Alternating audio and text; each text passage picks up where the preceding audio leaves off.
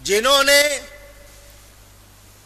محض اپنی عقل کو امام بنایا ان کو منزل نہیں ملی. ہاں جنہوں نے اس عقل کو شریعت و سنت کی لگام دے دی پھر اسی عقل نے ان کے لیے راستے آسان کر دیے. علامہ اقبال کو کہنا پڑا عقل بہیلا می برد عشق برد کشاں کشاں. فارسی ہے نہیں سمجھ آئی ہوگی. اور عقل کبھی کبھی تمہیں کہتی ہے یوں نہیں کرو یوں نہیں کرو تو وہ ہیلے بہانے کرتی ہے. عشق چھلانگیں لگانے کو کہتا ہے. کبھی کبھی منزل پہ جانا ہو تو یہ عقل تمہیں روکتی ہے, رکاوٹیں ڈالتی ہے, سستی کراتی ہے, مگر عشق ہے جو تمہیں آگے لے جاتا ہے. تو یاد رکھنا عقل وہی کام کی ہے جو سلیم ہو, جسے شریعت کی لگام دی جائے. اور دین کا معاملہ جب آئے تو ہم نے عقلیات پر بات نہیں کرنی ہے, رب کی رضا اختیار کرنی ہے. صحیح حکم معلوم ہو گیا قرآن و حدیث. اب چوں چراں کرنا اونچی. او جی روزہ رکھوانے سے اللہ کو کیا فائدہ ہوگا, جی اتنے جانور ذبح ہوں گے, اس کی جگہ اسکول بنا دو, اسپتال بنا دو. لوگ ایسی باتیں کرتے ہیں نا, تو ان کو کچھ ملتا خود دعوتیں کرتے وقت بھلے سے 1000 جانور ذبح کر دیں, وہ کوئی مسئلہ نہیں ہے. اللہ کے نام پر 1 سال میں کرنا پڑے تو باتیں کرتے ہیں. تو ایسی باتیں کرنے والوں کو کچھ نہیں ملتا, اور جو رب کی رضا کے لیے کرتے ہیں اللہ ان کو انعام دیتا ہے. کیوں ہمیں بنایا رب نے, رب کا حکم ہے. اور جو رب کی رضا نہیں کرتا, رب کے حکم کے خلاف کرتا ہے, شیطان بن جاتا ہے. اس نے رب کا کہنا نہیں مانا, نتیجہ کیا نکلا, ساری محنت برباد. تو دین کے معاملے میں لچک ہو سکتی, اونچی کہیے گا, کوئی گنجائش نہیں. دین کے معاملے میں لچک کی گنجائش. اچھا ایسا کریں جی 2 باتیں ان کی مان لیں 2 باتیں ان کی مان لیں. نہیں, کافر آئے تھے نا حضور کے پاس, آ کر کہا آپ ایک دن ہمارے خدا کی پوجا کر لیں, ہم ایک دن آپ کے خدا کی پوجا کر لیں گے. ایسا ہو سکتا؟ تم کہو کہ نہیں جی آپ مندر آ جائے کریں, ہم مسجد آ جائیں. ایسا اونچی, کبھی اس کو پکار لیں کبھی اس کو پکار لیں, گنجائش ایک دین ہے. اور دین کے معاملے میں ثابت قدمی ہوتی ہے. کیا ہوتی ہے؟ ثابت قدمی. اس کے معاملے میں ڈھیلا پن, کمزوری نہیں, پختگی. میں نے آپ کو بار بار کہا پکا ہونا. کچے جو ہوتے ہیں وہ خود بھی ڈوبتے ہیں, جو ان کو ساتھ لے جائے اس کو بھی ڈبو دیتے. پنجاب والوں کو تو یہ بات اچھی طرح سمجھ میں آ جائے گی. گھڑے کی مثال ان کے سامنے ہے. وہ روز پکے پہ جاتے تھے, پار لگتے تھے, ایک ہی دن کچے کا واسطہ پڑا تھا نا. سونی مہیوال قصہ مشہور ہے. کچے گھڑے کا ساتھ لیا, کچا خود بھی ڈوبا, اس کو بھی پکوں کے ساتھ ہونا ہے. کس کے ساتھ؟ اونچی. پکا کون ہوتا ہے؟ جس میں لچک نہ ہو. پکا, گنجائش ہی نہیں. کٹ سکتا ہے, جھک سکتا نہیں. اور یہ پکا بندہ کیسا بنتا ہے؟ یہ اللہ والوں کی صحبت میں بنتا ہے, یہ حلال غذا سے بنتا ہے. ناپاک کھانے والے, حرام کھانے والے پکے ہوتے اونچی نہیں. یاد رکھنا, جس کی غذا پاک نہیں ہے, حلال نہیں ہے, اس میں کبھی ایمانی پختگی ہو سکتی نہیں. سوکھے ٹکڑے کھا لینا, روکھی سوکھی کھا لینا, وہ نور لاتا ہے, مگر حرام ہو اور مرغن ہو اس سے آپ کو کچھ بھی حاصل ہوتا نہیں. خون میں آپ کے خون کے اجزاء بنیں گے، جا کر نتیجہ کیا نکلے گا؟ وہ رگوں میں گردش کرے گا، پاکیزگی تو نہیں آئے گی، اچھائی تو نہیں آئے گی. تو دین مضبوط کرنا چاہتے ہو، دین میں پکے ہونا چاہتے ہو تو غذاؤں کو اچھا. عمل کب بہتر ہوگا؟ جب غذا اچھی ہوگی. غذا کب اچھی ہوگی؟ جب پاک ہوگی، حلال ہوگی، کمائی درست ہوگی. تو دین کے معاملے میں نرمی ہو سکتی.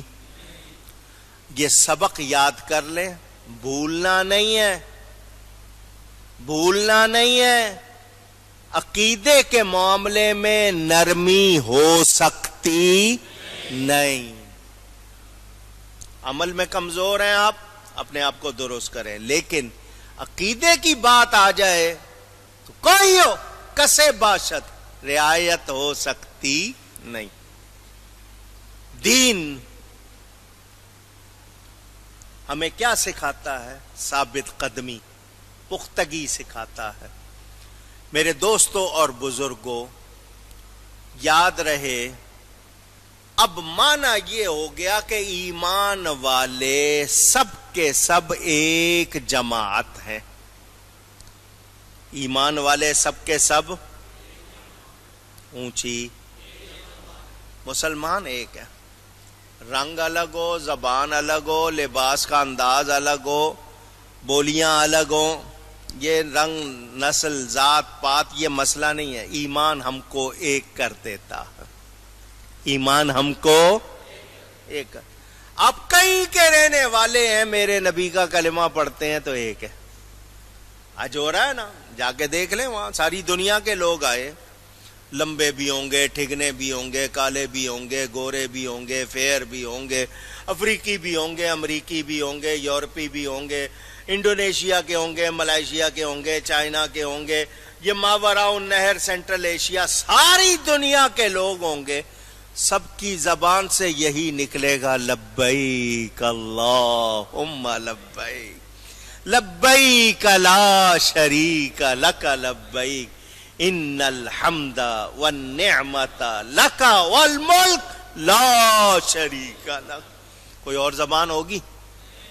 نماز پڑھیں گے تو سب کہیں گے اللہ اکبر، کلمہ پڑھیں گے تو سب کہیں گے لا الہ الا اللہ محمد الرسول اللہ صلی اللہ علیہ وسلم. سمجھ آ رہی ہے بات؟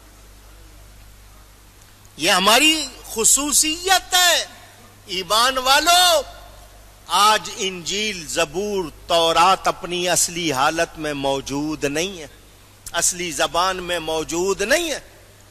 برطانیہ میں جاؤ گے وہ بائبل کہے گا، انگریزی میں ہوگی. تو اللہ کے الفاظ ہیں، پوچھ رہا ہوں. کسی کا ورژن، ان کے 5 ورژن ہیں، ان میں سے کسی ایک کی انہوں نے لکھا. چلیں جی، وہاں سے سفر کیا، ہم چلے گئے اسکینڈینیوین، وہاں جائیں گے وہاں کی زبان میں ہوگی. ناروے چلے گئے، نارویجن میں ہوگی. آپ وہاں سے آ گئے چائنا، چائنیز میں ہوگی. آپ وہاں سے چلے گئے افریقہ، وہاں افریقانز میں ہوگی. یار اصلی کون سی ہے؟ مگر تم زمین پر ہو یا آسمان میں، مشرق میں ہو یا مغرب میں، جنوب میں یا شمال میں، جہاں جاؤ گے قرآن ایک ہی زبان میں ہے. اللہ یا رسول اللہ.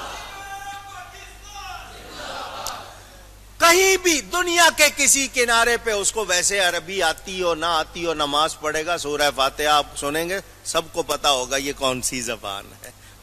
تو یاد رکھنا، مسلمان سب کے سب ایک ہیں جو مسلمان ہیں. اب بات آ جاتی ہے، جب میں نے کہا کہ دین صحیح عقیدوں کا نام ہے، اب یہاں میں نے آپ سے کچھ باتیں کرنی ہیں. موقع آیا ہے اس لیے. یہ دین ایک تھا، قرآن ایک، نبی ایک، کعبہ ایک. یہ مسلمان کیوں الگ الگ ہو گئے؟ یہ آئی ہے بات. میرے پاس ٹائم ہے بہت تھوڑا، اگر آج پوری نہیں ہوئی تو اگلے جمعے کروں گا، حالانکہ حج اور قربانی کا بھی آگے بیان ہونا ہے. سنو توجہ سے. مسلمان اپنے دین سے جتنا قریب ہوگا اتنا مضبوط ہوگا. ہم لوگوں نے دین سے دوری اختیار کر لی. ہمیں قرآن پڑھنے سے دلچسپی نہیں، بہت کم. خوش نصیب ہیں وہ جو پڑھتے، پھر اور زیادہ خوش نصیب وہ جو اس کو سمجھتے ہیں، پھر اور زیادہ خوش نصیب جو اس پر عمل کرتے. احادیث صحابہ تھے، ایک ایک مہینہ ایک حدیث سننے کے لیے سفر کرتے تھے. ہمارے پاس مجموعے، ہم پڑھتے نہیں. دین کے لیے ہمارے پاس وقت نہیں ہے. جمعے کا دن ہماری شوکت کا دن، قوت کے اظہار کا دن. ہمیں جمعے میں آنے کا شوق نہیں. اب دوسری اذان ہوگی تو دنیا جناب شاید 5 منٹ کے لیے کام چھوڑ دے، وہ بھی سب نہیں پڑھتے. حضور فرماتے ہیں جو جمعہ پڑھنے نہیں آتے، میرا جی چاہتا ہے مصلی پہ کسی اور کو کھڑا کروں اور ان کے گھروں کو آگ لگا دوں جو جمعہ پڑھنے نہیں آتے. آج مسلمان غفلت میں. یہ عقیدوں کا اختلاف کیوں ہوا؟ کوئی شیعہ ہے، شیعوں کی آگے 20 قسمیں. یہ جی وہابی ہے، ان میں آگے کئی قسمیں. جی یہ دیوبندی ہے، ان میں آگے کئی قسمیں. جی یہ فلانا، یہ فلانا، یہ فلانا. وہ جو اصلی مسلمان تھا گیا کہاں؟ وہ صدیق اکبر، فاروق اعظم، عثمان غنی، علی شیر خدا رضی اللہ عنہم، وہ صحابہ جیسے کہاں گئے؟ کیا بات ہے؟ سب کے سب دعویٰ کرتے ہیں اللہ کو ماننے، رسول کو ماننے کا، قرآن کو ماننے کا، حدیث کو ماننے کا. پھر اب یہ جو فتنے ہیں کیوں نکلے؟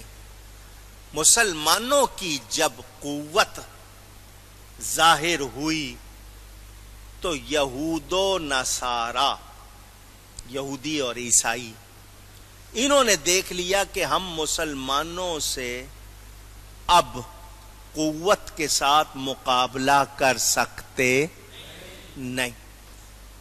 افرادی قوت، ہتھیار کے ساتھ مقابلہ نہیں ہو سکتا. انہوں نے چلی چالیں. میری کتابیں پڑھ لیجئے، میں نے یہ واقعات لکھ دی ہے، بیان بھی کر دی ہے، مزید تفصیل آئے گی سنا دوں گا. انہوں نے چلی چالیں.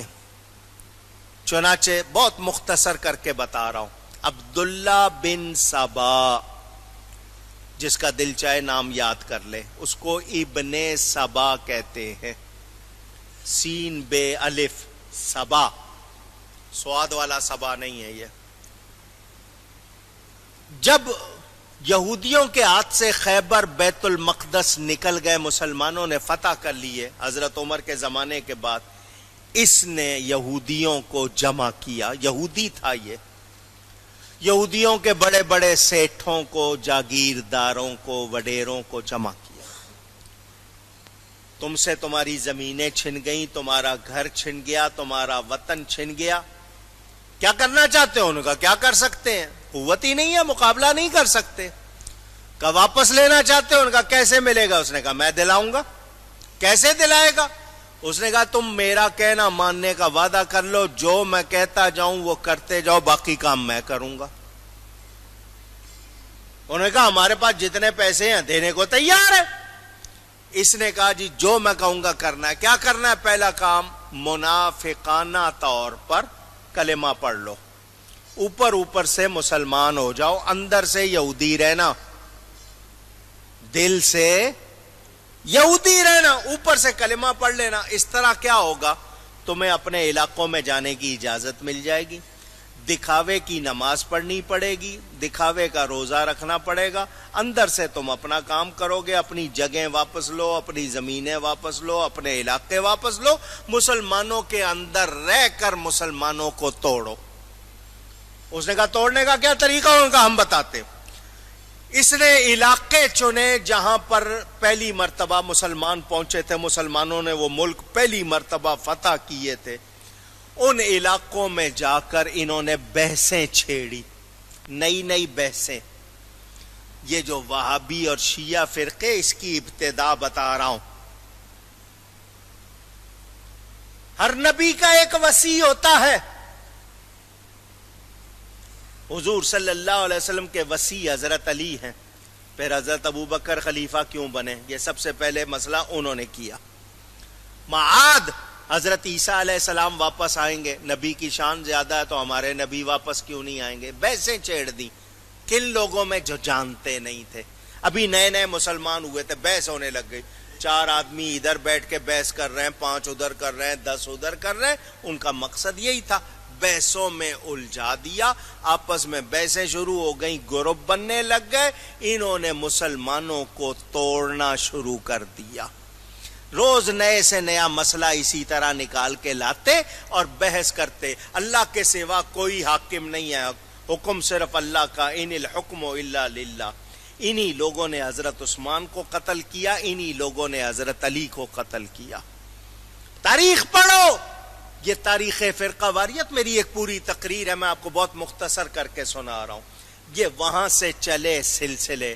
مسلمانوں کے علماء جو سچے تھے وہ لوگوں کو بتاتے رہے، مگر جو نئے نئے ہوئے تھے ان کو وہی عقلیات کی بات کہ یہ کیسے ہو سکتا ہے، یوں کیسے ہو سکتا ہے.